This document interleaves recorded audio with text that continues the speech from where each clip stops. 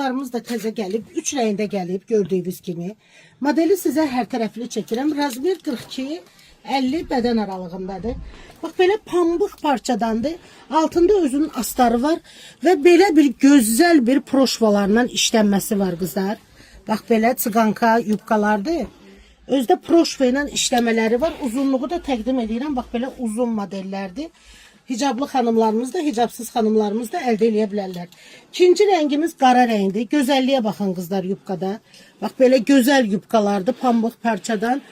İsti aylarda giyməyə, yay aylarında giyməyə çox gözəl modeldir. Kremin də gözəlliyinə baxın. Bu da krem rəngidir, bej rəngi. Gözəlliyə baxın qızlar yubkalarda. Uzunluğu bir daha təqdim edirəm sizə. 42-50 bədən aralığındadır bu modelimiz.